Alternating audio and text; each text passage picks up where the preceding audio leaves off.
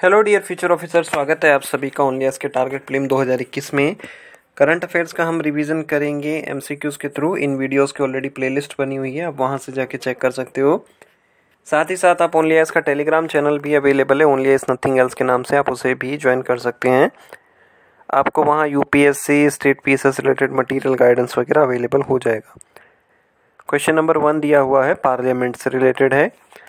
इसमें बात की गई है कि बिजनेस एडवाइजरी कमेटी से रिलेटेड अपने को 2 स्टेटमेंट दिए हैं, हमें करेक्ट स्टेटमेंट बताना है। ठीक है, तो इसका जो हिंदी में इसका अनुवाद किया गया है, ट्रांसलेशन किया गया है, ये शायद व्यापार सलाहकार समिति नहीं होती, इसका कुछ व्यापार की जगह कुछ और नाम होता है, तो आप प्लीज़ उसे चेक कर लीजिएगा। 2 स्टेटमेंट दिए हैं। पहले में बोला है कि लोकसभा के जो स्पीकर होते हैं वो इसके एक्स ऑफिशियो चेयरमैन होते हैं।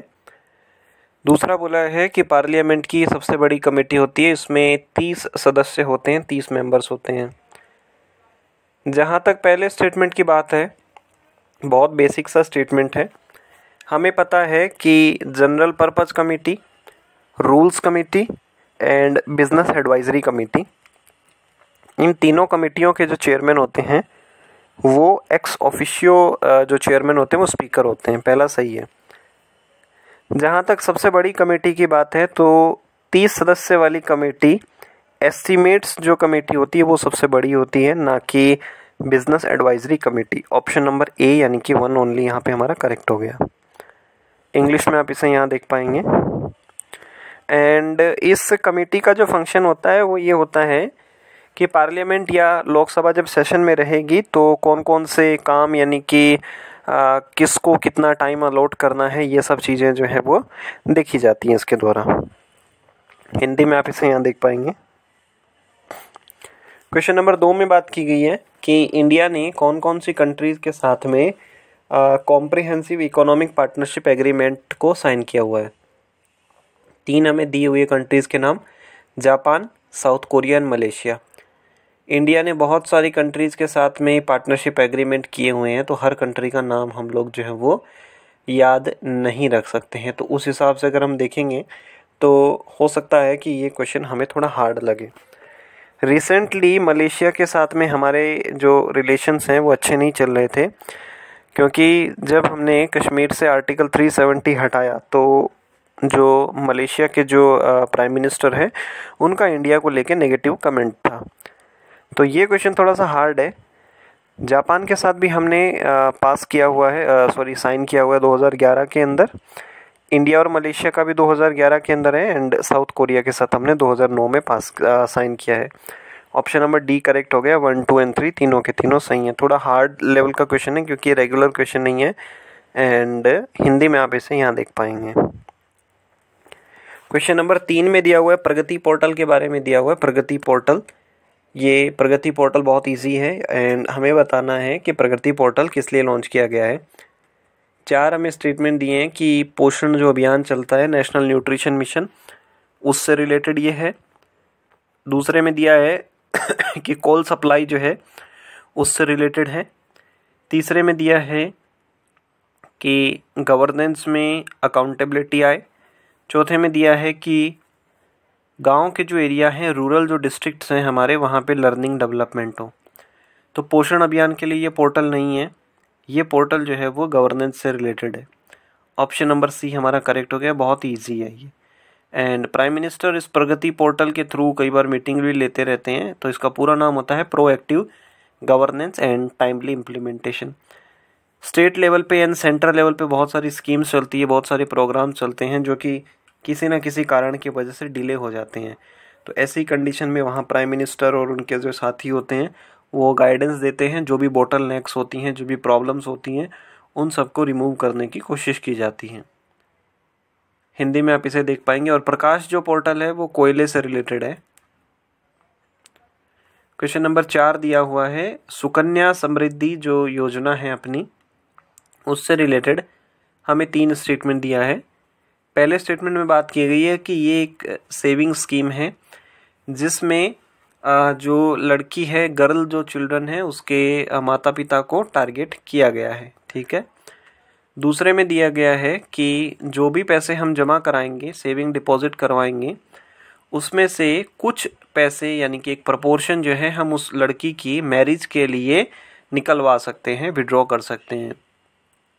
तीसरे में दिया है सुकन्या समृद्धि जो अकाउंट है वो सिर्फ और सिर्फ इंडिया पोस्ट ऑफिस यानी कि जो हमारे पोस्ट ऑफिसेस होते हैं वहाँ ही हम इन अकाउंट्स को ओपन कर सकते हैं। देखो, सरकार एक बड़ी फ्लैगशिप स्कीम लेके आई, बेटी बचाओ बेटी पढ़ाओ। इस कार्यक्रम भी बोल सकते हैं, प्रोग्राम भी बोल सकते हैं। तो इस सुकन्या समृद्धि योजना में होते हैं कि जो बच्चियां होती हैं जिनकी उम्र 10 साल तक है मैक्सिमम, ऐसी छोटी बच्चियों के लिए उनके माता पिता बैंक अकाउंट में स्पेशल अकाउंट खोल सकते हैं और वहाँ पे वो रेगुलरली पैसे जमा करा सकते हैं। सुकन्या समृद्धि जो अकाउंट है उन पे जो ब्याज मिलता है, जो इंटरेस्ट मिलता है, वो रेगुलर हमारे फिक्स डिपॉजिट से थोड़ा सा हाई रहता है। लड़की की जब शादी की एज हो जाती है या उसकी जब लीगल शादी की एज हो जाती है, तब ऐसी कंडीशन में हम कुछ पैसे निकलवा सकते हैं। बाकी उससे पढ़ाई से रिलेटेड कुछ पैसे निकलवाने हो बाद में तो वो भी हम लोग निकलवा सकते हैं, मतलब विड्रॉ कर सकते हैं। तो पहला बिल्कुल सही है, लड़की के माता पिता को इसमें टारगेट किया जाता है एंड शादी के समय कुछ पैसे हम विड्रॉ कर सकते हैं। जहाँ तक पोस्ट ऑफिसेस बैंक की बात है, ये बिल्कुल गलत है। रीज़न ये है कि इसमें हम किसी भी बैंक में जाके अकाउंट खुलवा सकते हैं, चाहे स्टेट बैंक ऑफ इंडिया हो, बैंक ऑफ बड़ौदा हो, पंजाब नेशनल बैंक हो, कोई भी बैंक हो। तो ऑप्शन नंबर ए यानी 1 और 2 दोनों करेक्ट है। पहला हमारा करेक्ट है, दूसरा हमारा करेक्ट है, तीसरा हमारा इनकरेक्ट है, गलत है। हिंदी में आप इसे यहाँ देख पाएंगे। क्वेश्चन नंबर 5 में दिया हुआ है वर्ल्ड कस्टम्स ऑर्गेनाइजेशन से रिलेटेड दिया है। देखिए, कस्टम जो डिपार्टमेंट होता है वो हर देश में होता है।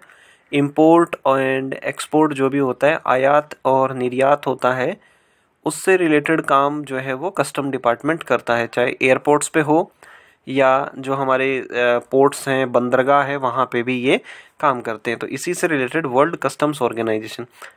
पहले में बात की गई है कि ये यूएन की एक स्पेशलाइज्ड एजेंसी है। दूसरे में बोला है कि WTO से रिलेटेड जो टेक्निकल एस्पेक्ट्स होते हैं उनको ये हैंडल करता है। जो WTO का agreement on customs valuation and rules of origin है, उनसे रिलेटेड ये चीज़ें हैंडल करता है। पहले अगर स्टेटमेंट की अगर बात करें तो ये बहुत इजी है, इसको हम इजीली एलिमिनेट कर सकते हैं। तो ये यूएन की स्पेशलाइज्ड एजेंसी नहीं है। बाकी अगर सेकंड स्टेटमेंट की बात करें तो या तो आपने इसको किसी करंट अफेयर्स की बुकलेट में पढ़ा होगा तो आप कर सकते हैं, या आप जैसे WCO की वेबसाइट पर अगर आप जाएंगे तो वहाँ पे हमें पेज दिखता है अबाउट अस। तो जो भी इंटरनेशनल ऑर्गेनाइजेशंस होती हैं उनसे रिलेटेड जानकारियाँ उनके अबाउट अस वाले पेज पे होती है। तो वहाँ पे अगर हम जाएंगे तो वहाँ पे ये जानकारी हमें देखने को मिलती है कि WTO का जो agreement on customs valuation and rules of origin है, उससे रिलेटेड जो टेक्निकल एस्पेक्ट्स होते हैं उनको ये हैंडल करता है। सेकंड स्टेटमेंट सही है, बट ये रेगुलर क्वेश्चन नहीं है। हम इसको रेगुलर बुक्स में या वैसे इसको देखना थोड़ा मुश्किल है, तो उस हिसाब से हमें इसको हार्ड कैटेगरी के क्वेश्चन में रख सकते हैं। पहला गलत है एंड दूसरा सही है।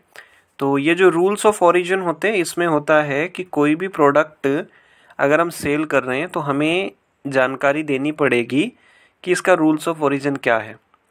आप अमेज़न से कोई प्रोडक्ट खरीदिए या आप फ्लिपकार्ट से कोई खरीदिए तो वहाँ पे एक आपको अलग से दिखेगा कि इसका प्लेस ऑफ ओरिजिन क्या है, कि ये कोई प्रोडक्ट सिंगापुर से आया है या चाइना से आया है, यूनाइटेड स्टेट्स से आया है, कहाँ से आया है। तो उससे रिलेटेड ये काम करता है। WTO का जो agreement on customs valuation and rules of origin है उससे रिलेटेड ये काम करता है। एंड बाकी जो HS नोमेनक्लेचर होता है उसको भी WCO मेंटेन करता है।